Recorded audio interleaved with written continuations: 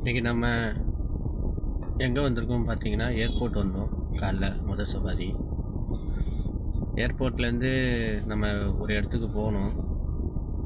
அதாவது ஸ்ரீபெரும்புத்தூருக்கு முன்னாடி அங்கே சவாரி வந்து கிட்டத்தட்ட ஒரு 1 ஹவராக உட்காந்துருக்கேன். ஒரு சவாரியும் வரல.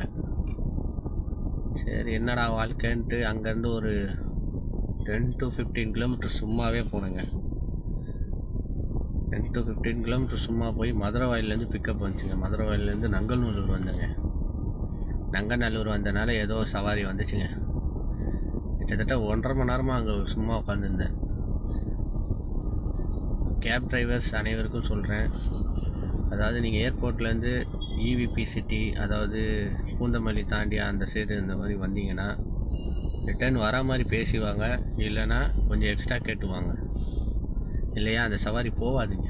போனீங்கனாலே உங்களுக்கு போகிற காசு அப்படியே உங்களுக்கு கேஸுக்கு போடுற மாதிரி தான் இருக்கும். எதுவும் கையில் நிற்கிற மாதிரி இருக்காது. அதாவது நீங்கள் ஸ்ரீபெரும்புத்தூர், காஞ்சிபுரம் அந்த மாதிரி போகிற மாதிரி தான் ரிட்டன் சவாரியோடு பேசுவாங்க. இல்லைனா எக்ஸ்ட்ரா அமௌண்ட்டும் கேட்டு அதுக்கேற்ற மாதிரி வாங்க ரிட்டன். இல்லைனா நம்மளுக்கு வேஸ்ட்டு தாங்க. இன்றைக்கி எனக்கு எப்படியும் ஒரு 400 கேஸ் வேஸ்ட்டாக தாங்க போயிருக்கும். அப்படி போகிற மாதிரி தான் போகாதீங்க தயவுசெய்து. இன்றைக்கி சவாரி கொஞ்சம் ஸ்லோவாக போனாலும் ஓரளவு பரவாயில்லைங்க. பார்ப்போங்க இன்றைக்கி எப்படி இருக்குதுன்னு. நன்றிங்க. நாளைக்கு பார்ப்போம்.